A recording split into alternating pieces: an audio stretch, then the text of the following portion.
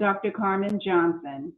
My path started out strong and successful, full of accolades, awards, and various prestigious positions. Not to mention, at the time, my nonprofit, the Katie Abel Foundation, taught our youth financial literacy, entrepreneurship, politics, and life skills, etc., in public and private schools in the state of Maryland, including Job Corps. I had an adult board and a youth board of directors for our nonprofit. My main focus has always been on the youth because they are our future. While trying to create a great future for our youth, I became the housing chair for the state conference NAACP of Maryland to help save families from foreclosures. I advocated for a moratorium to stop the foreclosures in the state of Maryland. I was all over the news, requesting a commission to be set up by the state to investigate the foreclosures, with me sitting on this commission to understand why these foreclosures were happening and who was behind it. I had no idea that I was about to be politically hit and dragged through the ringer in this injustice system and accused of being the cause of the foreclosures in the state of Maryland. It was one thing to plot to commit a crime, but it's a whole different thing when you are doing the right thing and get caught up in the injustice system web.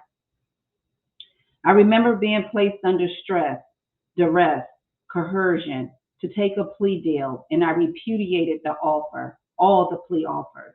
I went to trial 2015 and ultimately lost, and I was arrested immediately as I was called ISIS and a danger to our community. I was shipped away and never saw my home again, which ultimately went into foreclosure as well. I was not given benevolence to handle my personal or business affairs. After 3.5 years experiencing brutal beatings by guards, torture, and mental abuse because I refused to answer to inmate and criminal. Not to mention, I filed a lawsuit on that prison camp with 21 defendants from the warden, staff, and the guards. I came home broken mentally, spiritually, and financially. Not to mention, I was homeless and my credit was destroyed. I lost everything from my home to my clothes. Nothing was left but bad debt, IRS issues, and restitution of $2.4 million that I did not benefit from. My first set of clothes came from Walmart when I came to that halfway house. That halfway house had mold, mildew everywhere with rats in the walls. I called a few friends that were happy to hear from me, and when I called again, they had me blocked. Finally, my baby sister in South Carolina stepped up to the plate because there was no way she could leave me in that condition, she stated, and I will always be thankful for her. She found me a nice apartment, and I was able to sit home for a little over a year and try to get my mind right. It was a huge transformation I had to go through, and mental health therapy that I'm still in today, every Friday for the past 4 years.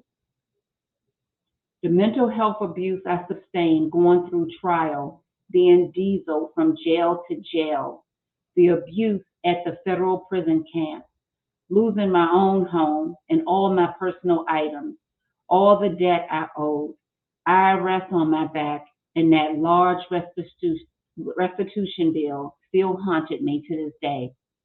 Unable to move forward, left or right. Even bankruptcy attorneys denied giving me services. This has been a continued difficult situation to be in when your former name was the Queen of Financial Literacy. As a practicing Buddhist for over 25 years, I had created 21 ways on how I was going to kill myself when I came home. The embarrassment, the lack of resources, and mental health suffering I just could not handle. My former fiance paid a company to help write a book called The Pretense of Justice that was published by my nonprofit called Helping Ourselves to Transform, created by me and my baby sister Karen.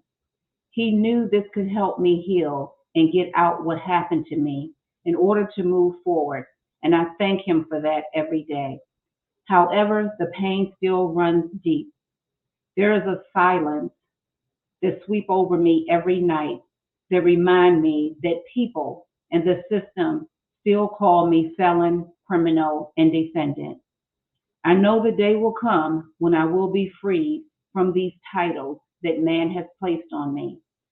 I try to remember every day that I am love, I am peace, and I'm still fighting to be free. Thank you.